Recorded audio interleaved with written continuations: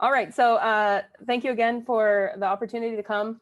I'm going to tell you today about how we're taking really a second look or revisiting the MYC-SWI interaction, which will make more sense as we sort of break down what is MYC and what is MYC-SWI. Then I'll tell you how we're revisiting it. Sorry, I'm just fixing my Zoom screen. Okay, so just as a general outline for what I'll tell you today, I'll start out with just a brief introduction to MYC and why it's important in cancer.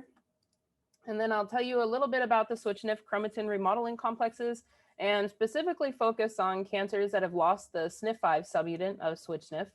I'll tell you about a mechanism we uncovered a few years ago now where SNF5 can actually antagonize the ability of MYC to bind chromatin, and how we think that that is sort of leading to MYC being a driver for these cancers that lack SNF5. And then I'll finish with more new mechanistic data that we have where we actually think that SNF5 can do a second mode of inhibition on MYC, which is to antagonize the ability of MYC to access other SWI subunits. And so that's just generally where we're going. And so you may or may not know that MYC is a major oncogene in cancer, if not the major oncogene in cancer. It's overexpressed in greater than 50% of all cancers, but we think it might be deregulated in almost all of them. And it leads to about 1,000 cancer-related deaths per year. And it's basically found in diverse sets of cancers. So you can see this over here, the amount of different cancers that have MYC overexpression or deregulation. And the reason MYC is such a bad oncogene basically in cancer is because it can drive every aspect of cancer biology, including tumor initiation, progression, and also metastasis. And MYC as a family actually only has 4 members that you can see here that were basically discovered pretty close to each other and named for the context in which they were discovered. But if we think really about the major oncogenic MYCs that are more prevalent in cancer, we're really just talking about c-MYC, which is ubiquitously expressed in most tissues, and then n-MYC, which is very similar to c-MYC, but is found in more subsets of cancers such as neuroblastoma, also medulloblastoma and retinoblastoma. And then MYC, the way it functions as an oncogene is just as a general transcription factor. And so this is just the general architecture of MYC, where you have the TAD, the transcriptional activation domain at one side. Then it has this long central portion in the middle, just the nuclear localization sequence here, and then the DNA binding sequence at the C-terminal side. And the way that MYC is able to act as a transcription factor and bind DNA specific sequences is through an obligate binding partner interaction with MAX, which is essentially just a DNA binding protein itself. And then what MYC and MAX do is heterodimerize, leading to the ability of MYC to be able to recognize very specific DNA sequences across the genome known as E-boxes. And those E-boxes are found at genes that would then regulate genes associated with cell proliferation, tumorigenesis, or metastasis that I just described. And as you can see, you probably wouldn't want MYC to be sort of loose or deregulated in the cell. And the cell does quite a bit to highly regulate or stringently control MYC at every single level. So if we think about MYC just in terms of the central dogma where the gene for MYC becomes a message for MYC in the RNA that then becomes translated to a protein that then can go off and function as a transcription factor, what you would see is that there's a variety of cellular processes that basically try to link MYC to only a mitotic or a growth signal response. And so at the sort of just gene expression level, there will be transcriptional inhibition. So basically trying not to have MYC turned on if there's no go or mitotic signal that the cell is experiencing. And then should MYC become an RNA or a protein, both of those are actually very unstable, and they're turned over very rapidly in the cell. And even at the RNA level, there's mechanisms that would even prevent the RNA from going into the cytoplasm unless there's a mitogenic signal sort of getting sent to the cell. And then if MYC protein is made, then there's a host of other post-translational modifications and other protein interactions that would then try to inhibit or regulate MYC activity so that you really have MYC stringently controlled in the cell. And so really what it comes down to is that you need a little bit of MYC, and this is especially important during development. And a little bit is okay, but it doesn't take much to sort of get into sort of this orangey realm that would start to lead to aberrant growth in cancer. And interestingly, if you look just across cancers, MYC proteins are rarely mutated across cancer. And so really it's just a wild type version of the protein functioning just a little bit differently or in a higher level. So it's not being, there's too much of it that's really causing the oncogenic lesion in cancer. And there's basically two ways that you can get there. So how do you turn this dial sort of? There's some direct changes to the MYC loci. That would be what we think about when you MYC is translocated to a locus where there's a lot of MYC being pumped out in the cell. That would be one way you would just dial up the MYC. Also amplification of MYC, that's common in, say, neuroblastoma. And then there's this other group where their MYC is known to be indirectly activated or indirectly deregulated in response to actually activation of other oncogenes or even loss of some tumor suppressors that are sort of converging on MYC to make MYC more active or be able to function more, or even increased in expression level. And so there's a variety of methods that are, inhibitors of each of these sort of steps to try to target MYC. But if you really wanted to target MYC directly, and that would mean, in my opinion, you're targeting its ability to act as a transcription factor, that might be the best way to target MYC directly. But that notoriously has been very difficult to do, because if you're going to target the activity of MYC or target MYC directly, then really what you would want to do is probably target the MYC-MAX interaction. And that's been near impossible to do due to this large interface that these two share. And also just generally MYC is difficult to target directly anyway, because just like any other transcription factor, it's unstructured. So it doesn't have those binding pockets that you would need to design small molecules to. So we think it's suffice to say that we need to know more about MYC functions, and maybe knowing more about how MYC functions on chromatin would let us know how to target MYC more appropriately if we're targeting it directly. And so beyond just the ability of MYC to bind DNA sequences and sort of select its target genes, MYC has to act with other protein interaction partners. And so this is just some of them here that are involved in every step of the transcriptional and chromatin context that MYC is at that work at every step of MYC-dependent transcription. And so MYC has these protein interactions that are required for each step. And the three that I have worked on in my postdoctoral career and moving forward also in my independent career are this, are this group of proteins that we broadly call chromatin regulators. And so the one I will tell you about today is the SWI/SNF chromatin remodeling complex. And then the others I've also published on as well. And we have some projects in the lab that cover them as well. But really, I wanted to tell you a very nice historical sort of specific story today. And so what I'm going to focus on is the biology we've been able to uncover that tells us how the interaction between MYC and SWI/SNF is sort of regulating MYC-dependent transcription.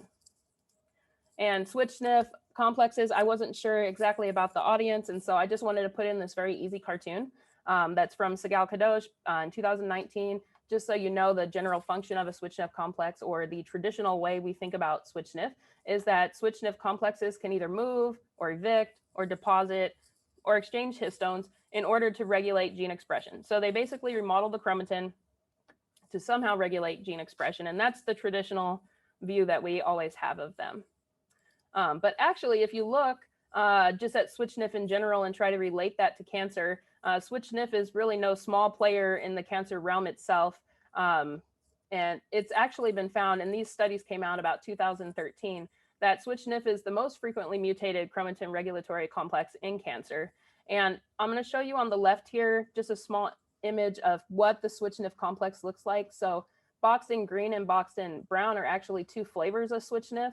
But what I want you to sort of appreciate or see out of here is that SWI/SNF is made up of a multitude of different subunits, some of which they share, so that would be this box in the middle, and some that are very specific to independent complexes, which will become a little bit more important once I get into sort of the mechanism at the end. But if you look at these subunits that make up SWI/SNF, and then look in various types of cancers, what they found around 2013 by more than one lab is that these subunits of SWI/SNF are found frequently mutated, about 20% of all cancers, and it's diverse cancers. It's not that we're finding these mutations in SWI/SNF in just one cancer. It's a broad range of cancers, sort of looking like, and they compare it to what you would find with P53 mutations. So really broad, diverse set of cancers where these subunits are mutated. And usually these mutations are inactivating mutations, meaning that these proteins are not being made, or these genes are actually lost in some cases, leading to the idea that SWI/SNF was a predominantly tumor suppressive complex. And so what I want to focus on today, which has been really enlightening, I would say, in how SWI/SNF can even function as a tumor suppressor. After those data came out, really it's the study of SMARCB1 null cancers that are found in these rhabdoid tumors and some other cancers as well that are SMARCB1 negative, that have really shown us the multiple ways that SWI/SNF can function as a tumor suppressor, and a very potent tumor suppressor at that. And so SMARCB1, not to confuse you, because as we were talking about in the meeting before this with the graduate students, the naming of SWI/SNF has many names. So SMARCB1 is the gene that encodes the SNF5 subunit of the SWI/SNF complex. And the subunits have different names. For my talk, I will go by SNF5, which is SMARCB1. And when we look just specifically at the cancers where SNF5 is lost, we see that it's lost not only in these rhabdoid tumors, and also rhabdoid tumors of the brain, which are the ATRTs, it's also lost in some sarcomas and also some aggressive pancreatic adenocarcinomas. And what's really interesting about cancers that have SNF5 loss is that they have very defining features. And so there's 3 of them. Usually they tend to be pretty aggressive. That's not always the case with a SNF5 null cancer, but particularly the MRTs that I'll be showing you, they're very aggressive and they're very rare. And if you look for co-occurring mutations in SNF5 null cancers, typically you'll find that there's no co-occurring or reoccurring mutations. And so this is just a single loss of a gene is leading to an aggressive cancer with no real common other co-occurring or reoccurring mutations. So they're genetically very clean. And then interesting, if you like MYC and you study MYC, is that there's a lot of evidence that when in these cancers that you have this activation of a MYC target gene signature, and that we see that in malignant rhabdoid tumor and also the PDACs when SNF5 is lost and not there. And so we have, there's been a variety of work that came out all in the last, I would say, 4 years or so, that has shown many, many mechanisms by which tumor suppression happens, and using SNF5 as sort of the model system for how SWI/SNF can act as a tumor suppressor. And this work really has been pushed forward by Charlie Roberts and also Sigal Kadosh. And both of them have shown that SWI/SNF mediates enhancer activation, and at least in rhabdoid tumors and rhabdoid cell lines, this is in developmental and differentiation genes. SWI/SNF also acts as a tumor suppressor by being able to evict polycombs, so that would be the repressive complex. And that's at bivalent promoters of also differentiation and development genes, or genes linked to differentiation and development. And then just most recently, Roberts and Kadosh also showed that SNF5 within SWI/SNF can regulate the formation of this new non-canonical complex, BAF complex. So BAF is just a SWI/SNF complex that's marked by this subunit called BRD9. And all of these methods, although have been very informative about how SWI/SNF can actually function to be such a potent tumor suppressor, we felt that none of these could really tell us why MYC target gene signatures were activated. And we really wanted to revisit this because we have some clues about SWI/SNF and MYC that came out in 1999. A paper showed evidence that SNF5 binds the DNA binding domain of MYC, and they proposed that this interaction would be activating and assisting or facilitating MYC transactivation. But we thought, and this was a direct interaction as well, and they showed that in their yeast-2 hybrid studies. But we thought this wasn't really in line with all of the evidence that was coming out or came out that SNF5 was a bona fide tumor suppressor. And we decided just to go ahead and try to revisit this to see, is this true that SNF5 binds MYC and it actually facilitates MYC dependent transcription. And so we started out with a really simple old school assay called the IMSA, where you purify MYC-MAX dimers, which would be following in this lane, or the MAX-MAX dimers here. And then we also purified SNF5. So this is all recombinant, and then we mix it with DNA, and then you're looking at the DNA protein interactions. And what we saw actually, if you look at mixed-max dimers, is as we added in SNF5, we see this dose-dependent inhibition of MYC being able to bind naked DNA. So this is just an E-box oligo. We're just looking at naked DNA. And this is in contrast to a known MYC interactor that we studied in the lab called WDR5, where if you look at this interaction, you can see it's a super shifted. So you see it's higher here than here. That means that WDR5 is binding MYC and MYC is still binding DNA, and they're just shifting up. So very apparent inhibition on the ability of MYC to bind DNA. And it was actually known as well that MYC binds within these repeat regions of SNF5. And so what we did is just remove those regions as a control experiment. And you can see here again, if you add in SNF5, we see inhibition of MYC binding naked DNA. But if we remove the binding region that MYC uses on SNF5, we see that we can rescue the binding, showing that that MYC binds directly to the repeat regions, and this is actually inhibiting DNA binding of MYC. And we wanted to move then into a cell-based assay. And the best approach really is what we came up with was to use the DTAG system. And I wanted to explain it, how it works, because it'll become important not only for this part of the talk, but also later in the talk. And it's a way that we can actually do acute degradation. This is putting us in the time frame of removing a protein from the cell within, sometimes you can DTAG a protein within an hour and remove it from the cell. 4 hours is what you'll see normally. I'll show you 2 hours. But this really puts us in a time frame where we can study primary changes that are happening. And so what we do is we express our protein of interest, and that would be SNF5, fused to a mutant FKBP12 fragment. So that mutation is making this little binding pocket. And then we can add in a DTAG molecule. And in our case, we use DTAG47 that we have synthesized. And then this DTAG molecule, once bound here, can then recruit the cereblon E3 ligase complex. And this is what adds the ubiquitin chain on to the protein. And then you get rapid and acute degradation of your protein. And so the way it works on a Western blot actually is that we can take cells, and these cells have been engineered. So we remove SNF5 and make a knockout by CRISPR. And then we replace SNF5, but we make the SNF5 this version that has that degradable tag on it. And then you can see here, as we add on the DTAG molecule, we can induce acute degradation very rapidly. Within 2 hours, you lose most of it. 4 hours, it's pretty much gone. And so we can ask the question in the context of chromatin, not naked DNA like the EMSA, but what happens in the context of chromatin if we look at MYC binding? And so for this, we just perform qPCR at these individual loci that you see here. And what you're looking at in orange would be the knockout. This would be no SNF5, so we're expecting just a normal amount of MYC binding. And then when we reintroduce the degradable form of SNF5, we see across the genes a decrease in MYC binding, consistent with the ability of SNF5 to just inhibit MYC binding of chromatin. And then we remove SNF5 acutely for 2 hours, and we see almost across at every loci a rebound and increase in MYC binding, further suggesting that SNF5 can sort of toggle the ability of MYC to bind chromatin. So not just naked DNA, but also chromatin. And then so that led us into studying really in the cancer context, what would be the impact of SNF5 on MYC in cells that have lost SNF5.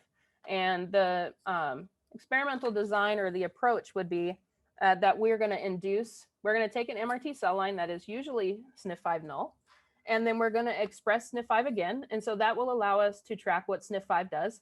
EGFP is just the control. And then we're going to turn on OMA-MYC, which is a genetic inhibitor of MYC. So OMA-MYC will block MYC binding to chromatin. That's what it does. And it will allow us to track everything that's MYC dependent. So it's almost serving as our way to know exactly what happens when you inhibit MYC in MRT cell line. And we were going to compare that to the SNF5 reintroduction.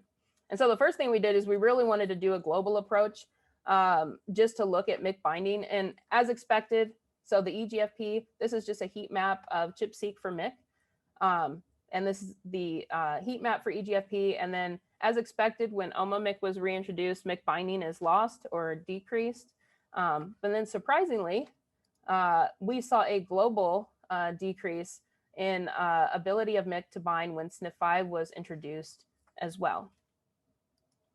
And you can see this here in just like the IGV screen grabs, where we have the peaks for EGFP at these particular genes, and SNF5 is reintroduced. We see it look almost very similar to what happens when you actually inhibit MYC binding to chromatin.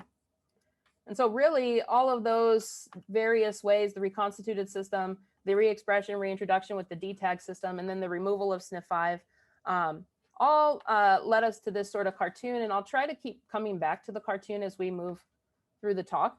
But basically we were able to interpret that this meant that SNF5 must sort of antagonize the ability of MYC to bind chromatin, or temper the ability of MYC to bind chromatin. And we wanted to know, and we're interested in knowing if this was just due to chromatin remodeling. One thing you could say is that, oh, okay, MYC is not there anymore. MYC binding is lost when you reintroduce SNF5 because SNF5 is a chromatin remodeler. It must be doing something. Maybe it's closing down this region. So we performed a TAC-seq, and I don't have time to show you the data, but this is a way that we can look at chromatin accessibility. And when we look at sites where we know MYC is bound by ChIP-seq, we actually saw that this is completely separable from SNF5's ability to remodel chromatin. When you compare OMO-MYC and SNF5, we saw no overlap with the MYC target genes. So it seems to be separable, that SNF5 does have functions within switch SNF that do chromatin remodeling, but this is very specific, separate function. And then we were curious, well, what would be sort of the functional significance on transcription if SNF5 was sort of tempering the ability of MYC to bind its target genes? And for this, we brought in a technique known as Pro-seq. This is a way that we actually can look at transcription, not transcripts as an RNA-seq experiment would do, but actually transcription, where we can globally look at RNA polymerase across the genes. And because this is probably, I think out of all the sequencing, might not be one you're used to looking at, I wanted to just diagram it for you so that you can see it. And also it's just a very powerful technique. So PRO just stands for precision nuclear run-on, and then we couple it to next generation sequencing. The real power of it comes from the fact that we can actually look at nascent RNA transcription. And so if you see here, just a gene with its transcription start site, a termination site, and then the gene body would be in here. What we're able to do with Pro-seq is actually snap freeze the nuclei with whatever manipulation we've done. We thaw them back out and we give them everything they need to sort of undergo whatever transcription was happening at the time. And we let transcription go on for 3 minutes. So that's the run on. We just reinitiate transcription and we let it run on for 3 minutes. And then we can look at nascent transcription, which would be in really early effect before it sort of gets to the transcript level. And then the nucleotides have been, some of them, you can choose how many, have been biotinylated. So we can actually label those nascent RNA strands and be able to pull them out. And then this actually isn't really what a gene looks like. I sort of simplified it. What really is going on is that RNA polymerase is, you sort of pushing through this gene. So some RNA polymerase is down here, some is still back at the beginning, and they're all making their own transcript. And so actually what you get out of a Pro-seq run, it looks more like this, where once we thaw them out and give them everything they need for transcription, then transcription is going to occur wherever that RNA polymerase was until it terminates with the biotinylated nucleotide. And that's how we're able to map back exactly where RNA polymerase was. So was there a lot of RNA polymerase inside the gene? That would indicate that there's more transcription happening. Was RNA polymerase here at the beginning? Like, where was RNA polymerase, basically, is what you can answer. One of the things you can do with Pro-seq. And so then we just make this ready, basically. We fragment all the RNA. So some are longer than others, as you can see here. We basically fragment the RNA so that we can actually go through about 3 more days of processing these, multiple extractions, enrichments, chemical modifications, convert it to cDNA, and then you amplify it, and then you can go to the sequencing library. But what you get is something like this. Looks like a heat map like this. So it's still yellow and blue, but we're not necessarily looking like for ChIP-seq at a binding site. What you're mapping here is actually RNA polymerase. And so this is the RNA polymerase OMO-MYC compared to EGFP. And this is where RNA polymerase is, the SNF5 compared to EGFP. And what we noticed actually, and then in this case, SNF5 is ranked against OMO-MYC, the genes are ranked here. And what we noticed in both cases of OMO-MYC and also SNF5 is that there was this really dark yellow region at many of the genes sort of in the center. And what this actually indicates, it's something like this. If I was going to put it back on the cartoon, this is what it would look like. It would mean that there's RNA polymerase is basically stuck or paused or not productively elongating. And there's probably less out in the gene body. And after seeing this, it actually makes sense because Rick Young showed that c-Myc regulates transcriptional pause release. So polymerase will come there, it will move forward a little bit, it will pause, but c-Myc is what recruits the proteins that needs to sort of tell RNA polymerase it's time to undergo pause release and undergo productive transcription. But we didn't expect this for SNF5. And in this case, OMO-MYC is again, SNF5 is again mirroring OMO-MYC. When MYC is inhibited by OMO-MYC, you're sort of seeing a similar phenomenon with SNF5 is inhibiting MYC as well. And we can take this one step further. We can actually take the heat maps and the data and make it into a pausing index, where all we do really is take the promoter proximal density, so that would be this area, and then we take the ratio of what's over the gene body, and we end up with a pausing index where if you get a positive number, you have more in the promoter, and we would call that paused. And if you have a negative number, that means that there's more polymerase sort of in the gene body and you're undergoing pause release, basically. And so this is what you do when you convert it to those kind of heat maps where OMO-MYC, in line with the fact that MYC regulates promoter pause release, had many more genes that had a pause. And so this positive number would be the red. And then down here is about 2000 where there's a release of pause. And what really stood out to us is if you rank the changes in SNF5 against OMO-MYC, you see almost a very similar pattern. And you can do this the opposite way. You can make SNF5, you can make SNF5 the main heat map and then ask what happens when you rank against SNF5. And you can see again, very similar where OMO-MYC and SNF5 are essentially mirroring each other. And SNF5 is acting quite a bit like a MYC inhibitor. And then we can relate this back to the MYC ChIP-seq data where we can look at MYC-bound sites. And what we find when we look at MYC-bound sites, which is, in this case, you do not want it to be significantly different. This is what we want.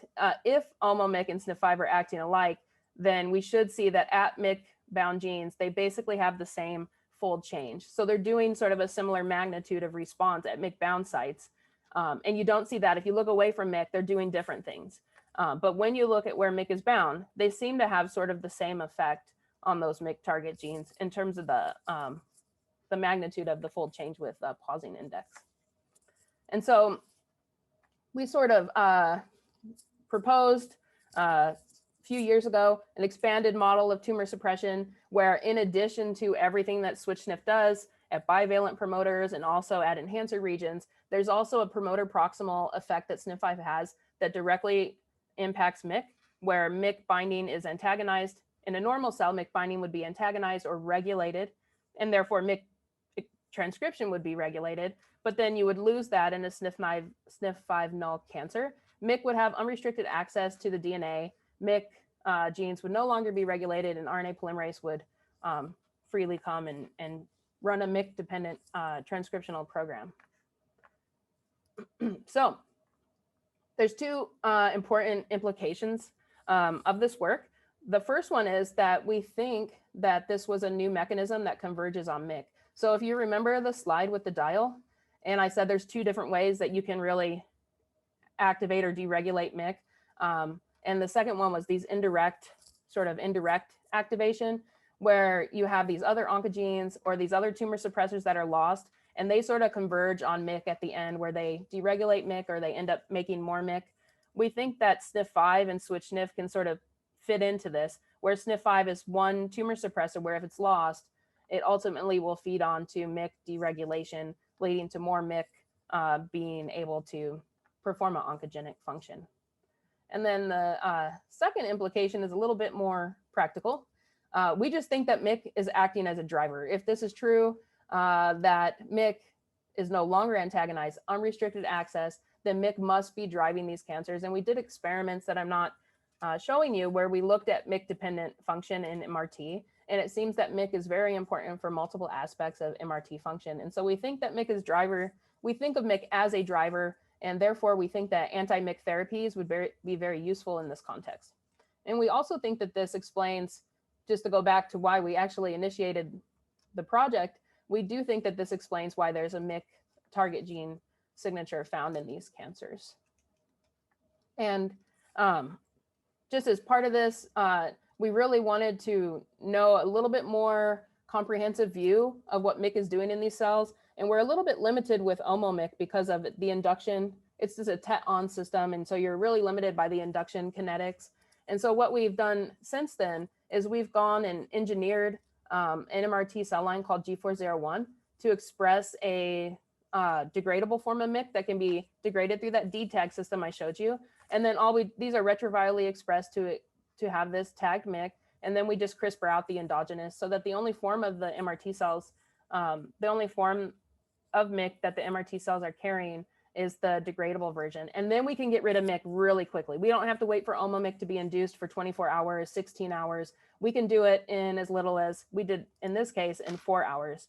And then we can really start to track sort of primary transcriptional events, the earliest transcriptional events, and start to separate them out from the late or secondary or tertiary things that could happen to really give us this comprehensive view of what MYC is doing in these cancers, since we do believe that MYC is driving them. And so same thing with OMO-MYC though. We see a global decrease of MYC, that's in 4 hours. And then we get to do PRO-seq, which is the way that we can measure transcription. And this is where we start to pick up the earliest changes. So OMO-MYC, when I showed you the PRO-seq before, was also done at 24 hours. So most likely we were picking up transcriptional changes that were a mix of primary, early, late, secondary, and these are done at 4 hours. And in this case, we're only looking at the gene body changes. So this would be an increase in RNA polymerase within the gene body. That would be a proxy for increased transcription. And then we saw a lot of changes, over 1,000 changes that were a decrease of RNA polymerase within the gene body. That would be sort of a proxy for decreased transcription. And then we can pull out what those genes will be that responded within 4 hours. And we also know we perform this GSEA, we can convert these increased and decreased significant changes. We can put them as a ranked list on a GSEA. And then we can compare our ChIP-seq data. So when you lose MYC with the ChIP-seq data, where are those genes enriched? Are they among the ones that had an increase in RNA polymerase, or are they among the ones that had a decrease in RNA polymerase? And so it's just a fancy way of showing that when we lose MYC at 4 hours with the ChIP-seq, most of those genes correspond with a decrease in RNA polymerase, meaning that MYC generally acts as an activator of MYC targets in MRT. And this time we did RNA-seq, and so I don't have time to get into all of the data, but we really wanted sort of a global view and to know all of the changes that would happen if you did inhibit MYC in this context, and that's in the blue circle here. And then we can compare that to our PRO-seq data. And so this is RNA-seq at 24 hours versus PRO-seq at 4 hours. And you can see for the genes that had significant decrease of RNA polymerase within the gene body, meaning transcription was down within 4 hours, most of those persisted out in the RNA-seq. And so what we're doing now is sort of capturing early changes and those that come later and maybe secondary to give us a really comprehensive view of what MYC is doing. And then we can start to make these, we can start to go in and examine these gene sets where we can start to actually put the data together. So if you had this group of genes where these transcripts were downregulated by RNA-seq significantly, and this is the log 2-fold change at the top, then we can say, was MYC there, and was MYC impacted? Was MYC binding impacted? And then we can fill in with PRO-seq and say, which one of those were the earliest transcriptional changes? Did they persist at the transcript level? So were they real? Were they significant? And basically tease out early and late here. And so we think we're in really good shape right now in MRT to really comprehensively understand what MYC is doing. And I think sort of start to understand what would happen if we did have an anti-MYC therapy, for example, what will that look like in these cells? Because we have all the gene expression data of at least a 24-hour treatment when you remove MYC from the cell. And so I think just for the last, I want to say 10 or 15 minutes, I wanted to get a little bit out of the genomics realm and into some new data about where we'll really speak to where we're going and sort of what's the future projects in the lab. And in as much as we've learned about MYC and SNF5, that's brand new in the last few years, the switch SNF complexes have also been under brand new, groundbreaking territory. We're learning new stuff, I would say, all the time in the last few years, especially in my time as a postdoc. It's been one paper after another. And we know so much more about SWI/SNF now than we knew when I started my postdoc, actually. So this is very recent data. And this is just back to showing you all the SWI/SNF complexes, but these have now been very well characterized. And each of them, so there's 3, BAF, PBAF, and NC-BAF.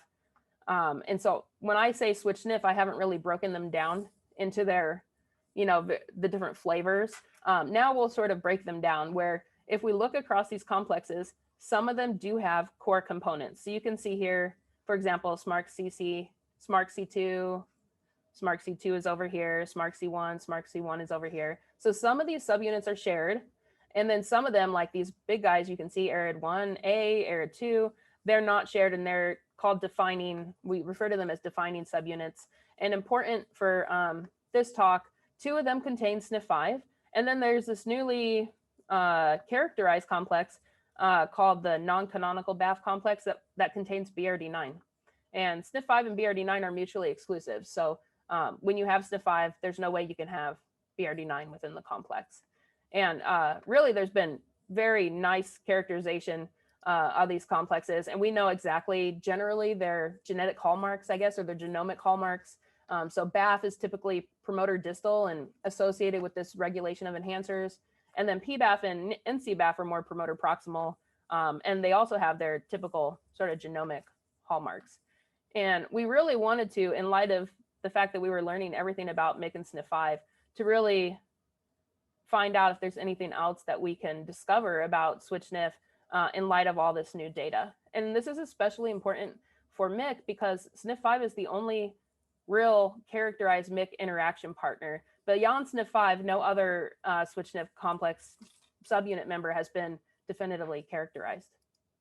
And so we started out with a super simple experiment. We just took hex cells and we expressed full-length MYC, which is the little cartoon.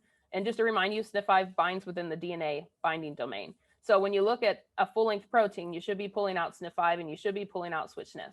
And then we compared that to the central portion, which is just this middle area, just to sort of eliminate the DNA binding domain interactions.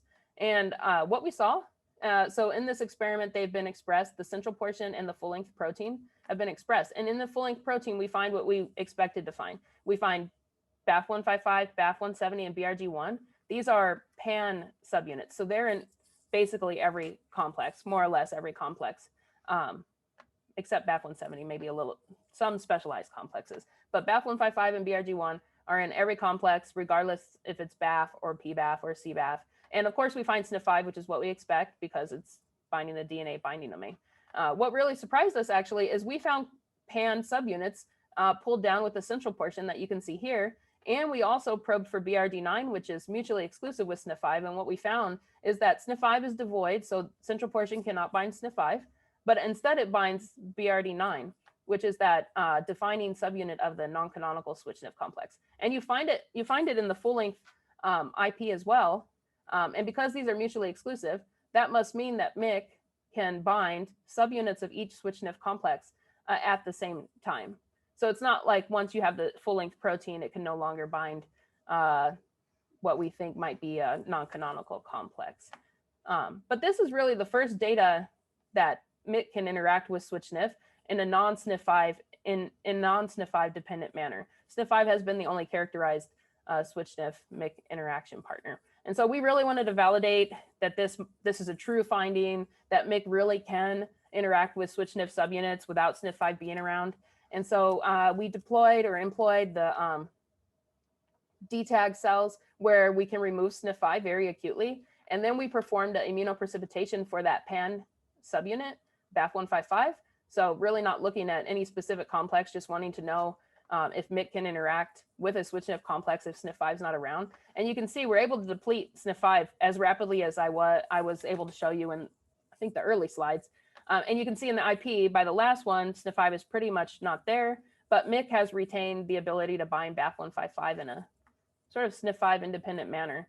And we thought if this was true, then in MRT that naturally lacks SNF5, then MYC should be able to bind with those residual subunits that are left over. And so we performed co-immunoprecipitations for BAF155 again, and we pulled down interaction with MYC along with the control protein BRD9.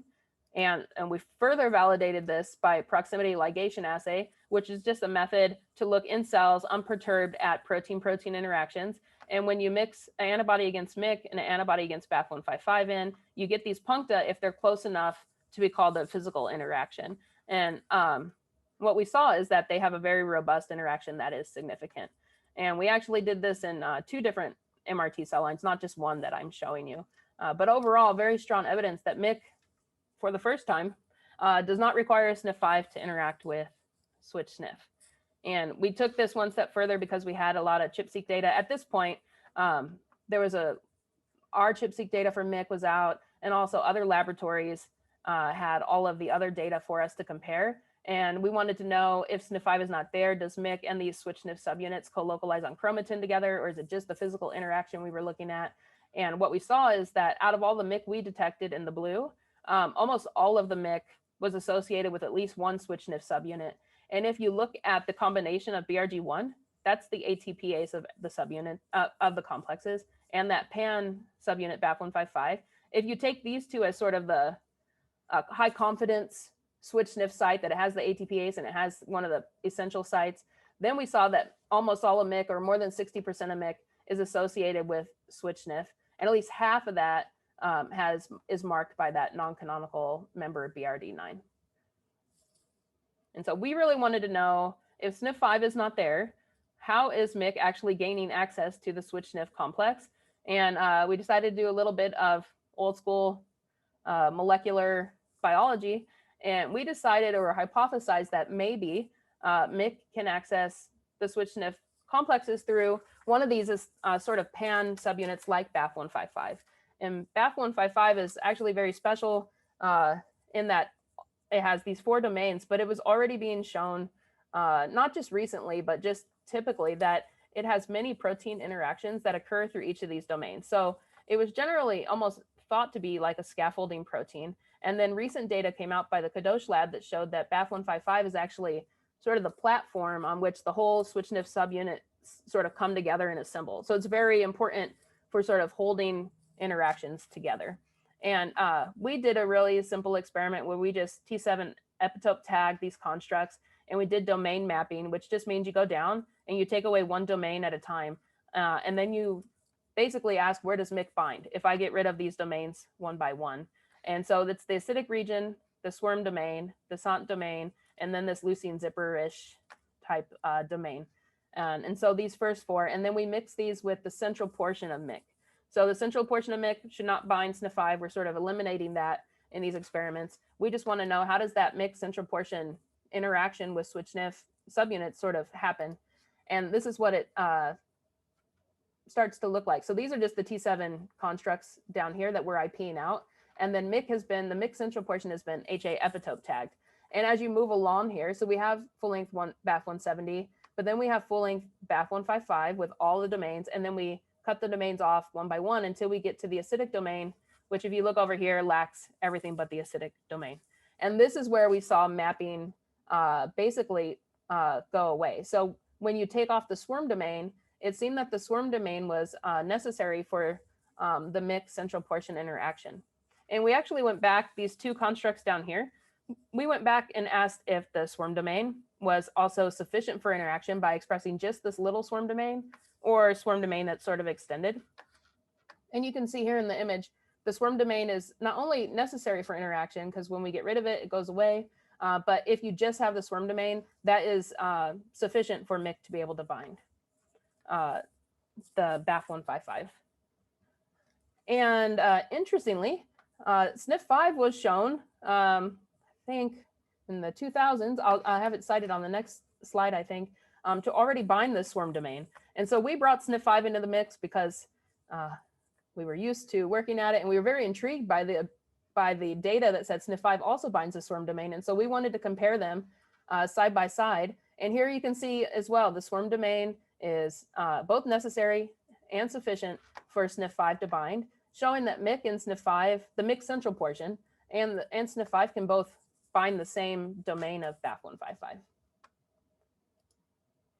And as I said, this was already published, at least in the mouse homologs of the SWRM domain, that for SNF5, it was already shown that SNF5 binds directly to the SWRM domain, and those sort of 14 amino acids that are responsible for their interaction were already known. And this is amino acids 533 to 546 of just the swarm domain. And also it was already known that out of this region, there's two critical residues that play a part, the L and the N. And when those are mutated to A's in the previous literature that I'm citing here, then SNF5 can no longer bind the swarm domain. And we wanted to know, does MYC just bind the same domain of SNF5, or can MYC actually bind also directly to the swarm domain and within the same sort of region that SNF5 does? And so this is just a cartoon of the constructs. And this time we moved it all to recombinant to just look at the direct interaction to sort of get rid of all the indirect interactions that SWI can do in the cell. We purified MYC central portion, or we purified a full swarm domain here, or a swarm domain where we basically get rid of this region that's responsible for SNF5 binding. And I'll walk you through, because you might not be used to looking at these chromases. They're all kind of the same. Basically on this side, I know plus and minuses are they're just terrible to try to look at and figure out. It will always be the single protein controls here.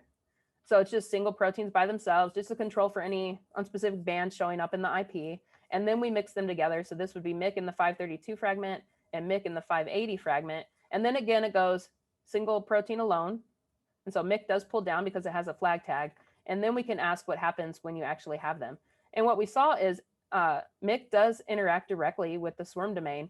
And if you get rid of those 14 amino acids that have been sort of mapped for SNF5 direct binding, we see a lot of the binding go away, but not all of it. So there is some portion of the swarm domain that MYC can bind that isn't specific to the 14 amino acids, but it looked quite a lot like SNF5. And so we decided just to purify SNF5 and compare them side by side, basically. And so again, this is just the input to the IP first, just so you're used to looking at it. It's the 4 single protein controls, except this time it's either the wild type swarm domain, or I've gone ahead and just mutated those critical residues to alanines. So this would be the alanine mutant, or this double A here. And then we mix them. So in the middle, it would be the central portion of MYC mixed with wild type or the double A. And then there would be SNF5 here mixed with the wild type or the double A. And then we perform the IP. And then really consistent with the last results, when you look at SNF5 binding, it has an apparent affinity that seems pretty higher than MYC. And that double A mutant seems to get rid of the binding, where in the case of MYC, we again see that drop in binding, but there seems to be some other part of the swarm domain that can also bind MYC. But we really wanted to know, based on this, it looks like a lot of the binding with MYC to the swarm domain is also happening, at least a good portion of it, I would say 50% of it, every time we did the experiment, was mapping to that 14 amino acids. And so we wondered what would happen if you just did a competition assay. What if you mix the swarm domain with MYC, with SNF5, then what would happen? And so we performed this. So this is recombinant proteins, but we're following it by a Western blot. So that's why it looks like a Western, but these are still purified proteins.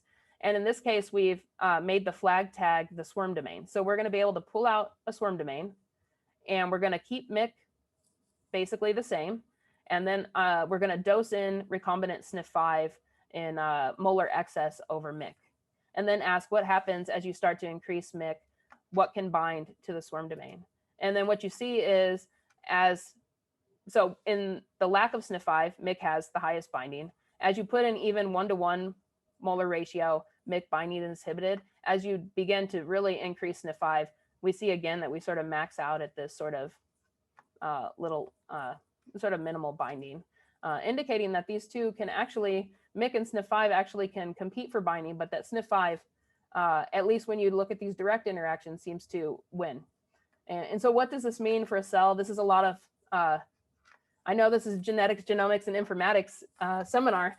And so what does this actually mean? So I kept this to the end, but what does it mean for the cell? Like what is the implication of this? We wanted to take this back into the cell and just look at it. And so we basically looked at the same thing. So what we think it would mean is that SNF5 is generally antagonizing the ability of the MYC central portion interactions to happen.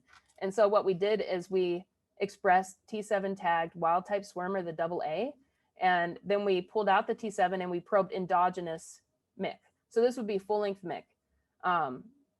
Endogenous SNF5 and endogenous BRD9, and the double A mutant was effective at reducing the binding of SNF5, although not as well as it did with the in vitro, the purified system.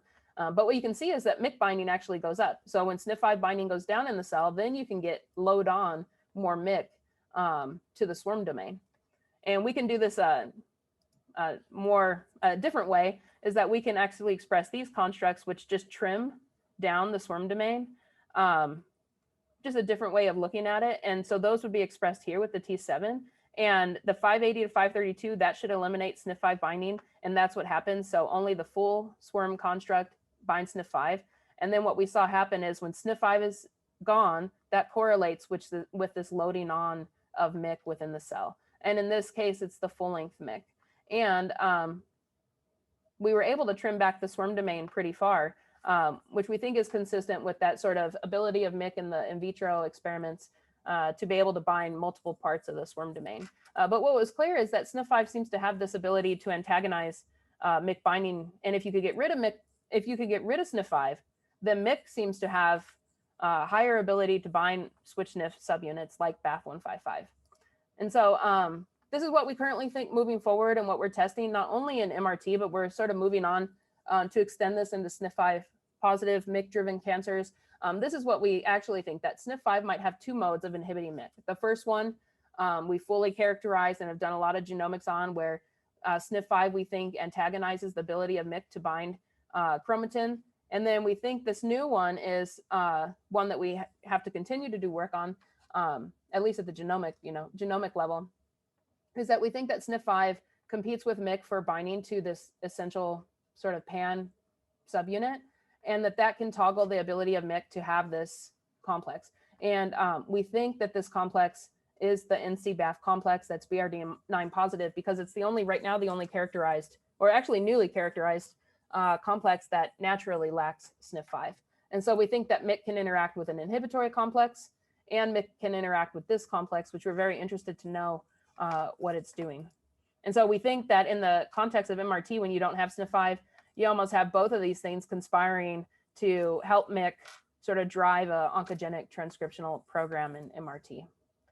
And so just as a summary, so we think that out of the many ways that SNF5 acts as this potent tumor suppressor, we think it directly impedes MYC function at least two different ways: the DNA binding and the competition or association with this BAF complex that does not contain SNF5.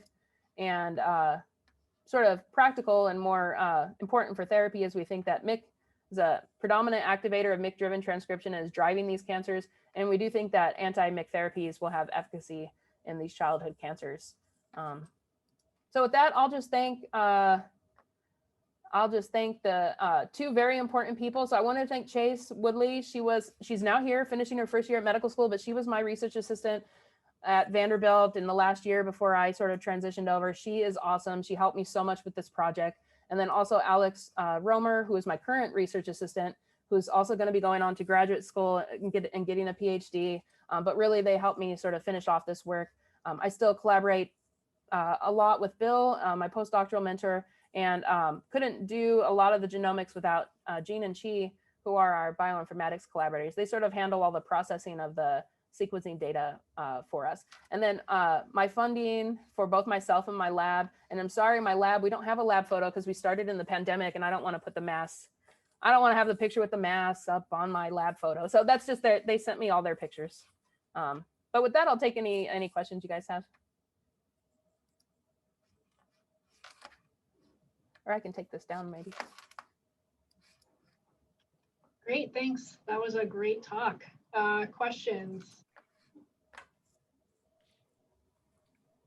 Okay, I see some hands raised. Go ahead, Larry. Okay, if you don't mind. So I found very interesting, your talk was great.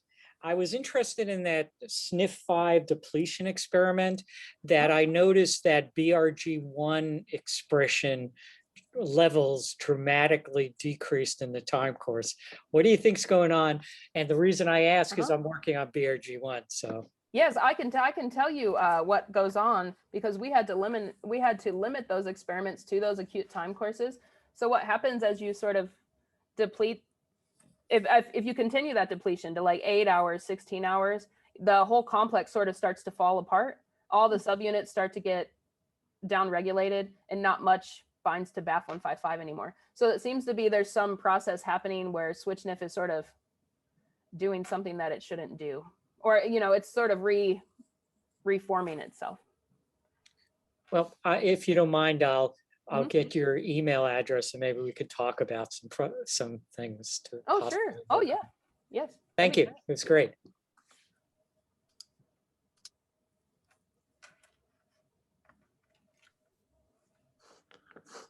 Any more questions? I should, we should put your email in the chat. Oh, you want me to do it? Yeah, I was going to find it, or I can ask you some quick questions because I know you. So the BRD9 containing subunit, you showed the slide that as like the PBAF and the NCBAF, and it looks like they both were at promoters, but one was active and one was a CTCF region. So kind of what do people know what the BRD9 is containing chromatin remodeling complex is doing? I don't actually know what a CTCF region is. Oh, yeah, so that's just like a boundary element or like an insulator element. And it's associated with BRD9, but when we've looked at BRD9, you can find it co-localized with, like we have it for that like 300 sites or so, it actually co-localizes with MYC as well. So it's not always CTCF, but that's sort of like the typical genomic hallmark. But in terms of what BRD9 is doing, so what they do know for sure is that it's a synthetic lethal sort of interaction. So in SNF5 null cancers, if you then get rid of BRD9, they see a synthetic lethal response where you can stop the tumor growth. Now, I've personally performed RNA-seq with the degraders of BRD9 and done a lot of studies on BRD9. And I also looked at the published RNA-seq data on BRD9, and it just does everything. Like it has gene expression changes go up, it has some go down. It sort of just generally regulates gene expression. That's what I can tell from it. And when you read about it, that's my sort of take home, is that it does a lot in both directions. That's all I know about it.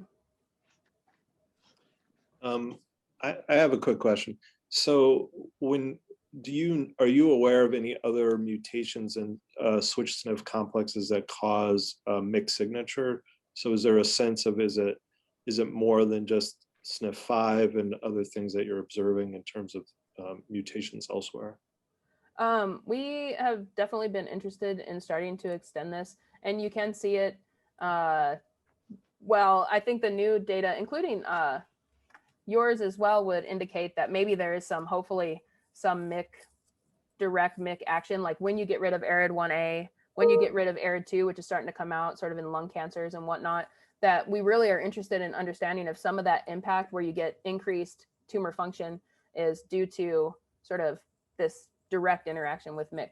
I have gone through and looked at multiple cancers, and I do see MYC target genes. For those that have been published, I have like an ongoing list of if they show their GSEA and if it has MYC activation, or if they publish their data. There's certainly across other cancers with the ARID1A loss, ARID2 loss, where MYC activation is shown. But it sort of depends on if I can find that they've shown the data. So it doesn't seem to be just SNF5 null cancers. And then in terms of your vision of therapy, are you guys planning on doing like crystal structures, or start looking at the interactions directly to start determining whether there's a therapeutic targetable binding pocket or any of that? Yeah, so the SWI/SNF mutations are hard because we can't target them because they're not there. And so what we try to do, and more so even my postdoctoral mentor, is try to target an important protein for MYC to function.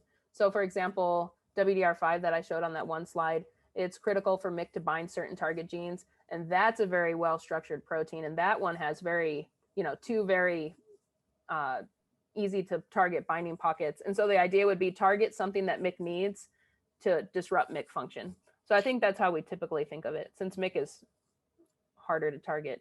Well, somewhat your second model, I know it's early stage, but that kind of implies that there's an interaction that's positive, positive with MYC that might be targetable if you can sort of look at crystal structures in that sense. Right. Yeah. Right now, that one's in early stages, and right now we're sort of looking at BRD9. Is that the BRD9 complex? Is it an arid? We're sort of focused on the promoter proximal complexes. Like, is it arid too? And right now we're just sort of trying to detag everything. Just let's just detag it, see if there's a mixed signature. Is it a MYC thing? And then we'll probably go from there. Yeah, no, but yeah, that's where we're going for sure. Yeah. yeah, I thought that was very interesting because that Uh-huh. seems to have a promising forward route for therapy if you can find something there. So that's wonderful. Very much enjoyed your talk, and I also at some point will want to talk with you. I'm trying to get a grant out, so it's Oh yeah, no worries. busy days. Yeah, thank you. Thank you. Grad students, do you have any lingering questions?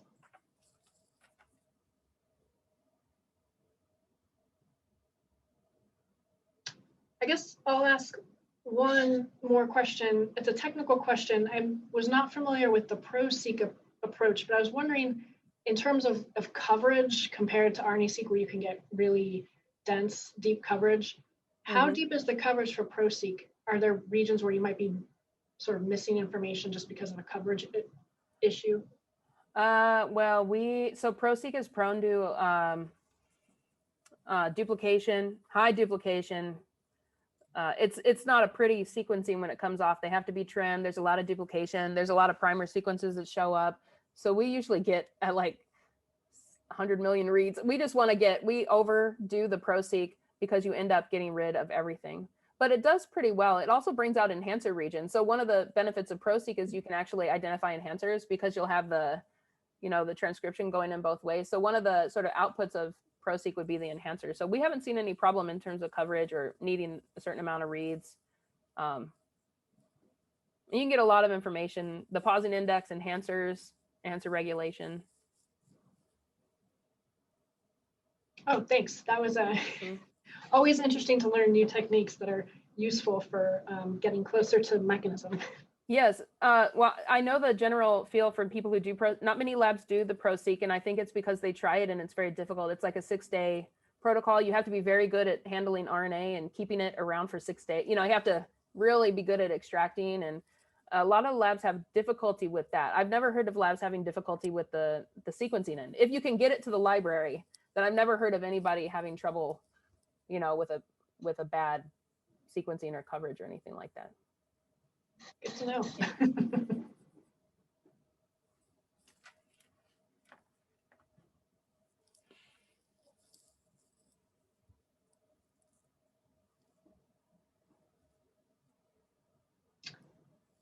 All right.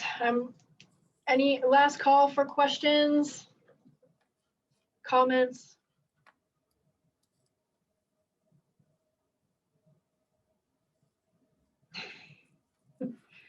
Hearing none. I mean, I also want to thank you because I thought it was a very great talk. It really helped me understand the model and everything you're working on in greater detail. I guess just out of interest, so does that mean that in normal cells, like most of the time, MYC is always in that switch SNF complex? We've started to sort of go out into MYC-driven cancer. So the other cancer I work on is neuroblastoma.